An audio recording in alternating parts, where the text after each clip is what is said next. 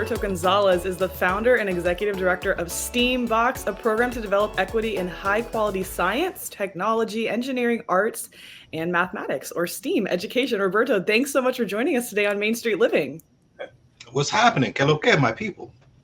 Yeah, of course. So let's first off, how did STEAMbox begin, and when did you realize you were onto something with it? Steambox started out of spite. I was developing a lot of programs at a number of youth nonprofits in Rhode Island, and the landscape. And this is we're talking just over a decade now.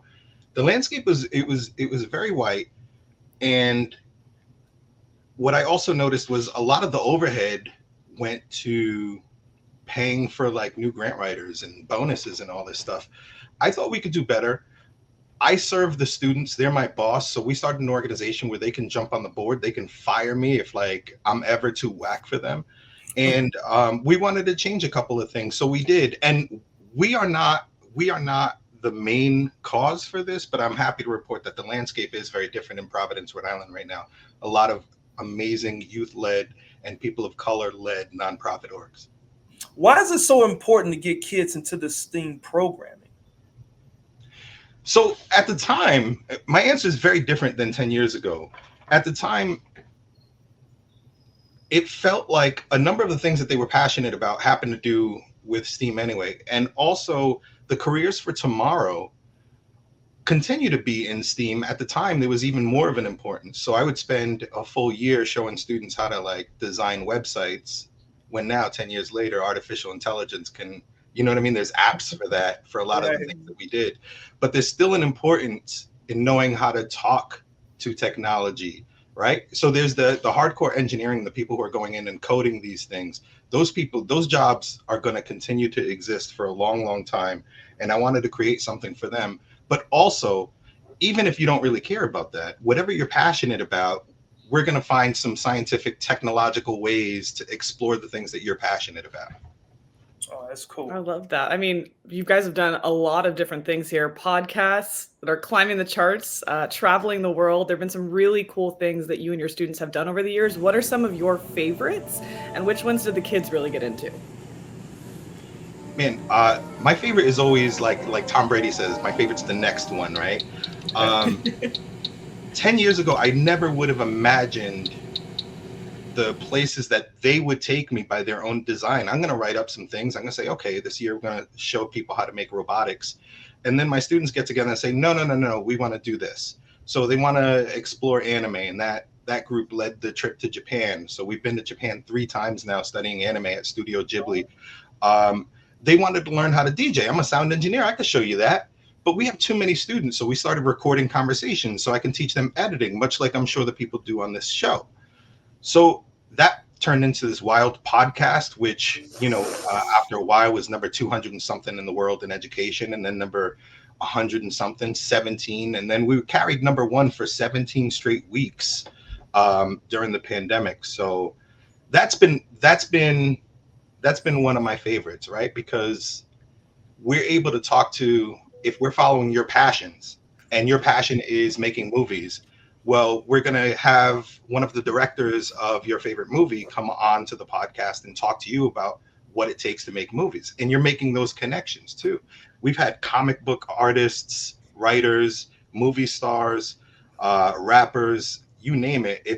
That's been kind of one of the highlights of my career.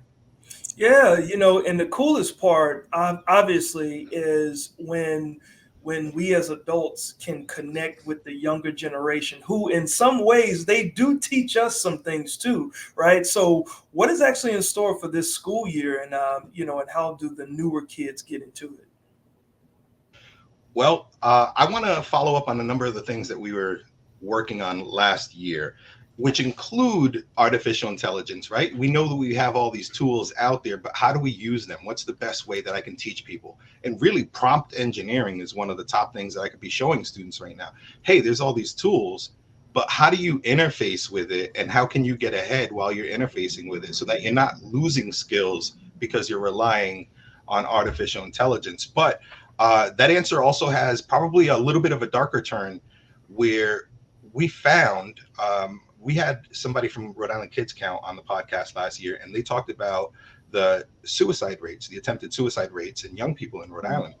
And that number was 9%. And I'm a dad. And that number, not because of a dad, I mean, that number just in general hits, right? But think about 9% of the people you know will have reported attempting suicide. So it's become a lot more important to me that while students are coming into Steambox, it's a joyful experience. I want them to want to continue to come in and want to see tomorrow. And the way that we do that is giving them full autonomy. We're pursuing their passions through the projects. So to answer your question, a number of the things that we're doing, the podcasts continue, robots continue, AI continues, but with a much stronger emphasis on serving the whole student and student wellness. Nice. Yeah. And in the spirit of kind of having a diversity of perspectives, how important is it to have women participating in Steambox at such high rates? I am always conscious of, I had imposter syndrome every step of my career. And I'm always conscious of my blind spots, the things that I probably can't relate to.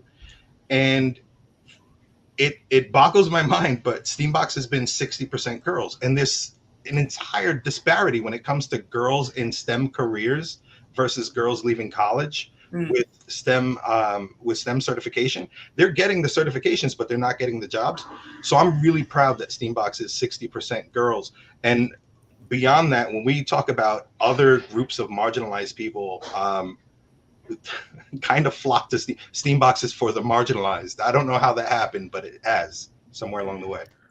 Yeah, really, really, really amazing what you have accomplished, my man. And, especially creating a pathway to college scholarships for your students. I think that's even better, right? So just want to wish you guys from Main Street Living good luck this school year, man. We really appreciate it. We're going to need it. We're probably, who knows where we're going to end up this year. Japan building a new TARDIS, sending them to space. I don't know. You know what? That's one of my dreams too. I want to go to space, Danielle. So I'm telling you. Let's do it in the TARDIS. I think. Let's do both. Let's do it. Yeah. Awesome. If you follow us on Instagram at SteamboxRI, you'll see all the adventures and you'll know when it's time to jump in. We are very community friendly and we'll welcome you along. Thank you so much. Awesome, man. Thank you again, Mr. Gonzalez. Thank you. Wow, Danielle. What a great story to kick off Hispanic Heritage Month, right? Yeah, it's exactly the kind of story we love to highlight on Main Street Living. And Roberto is making a huge impact for Rhode Island's youth.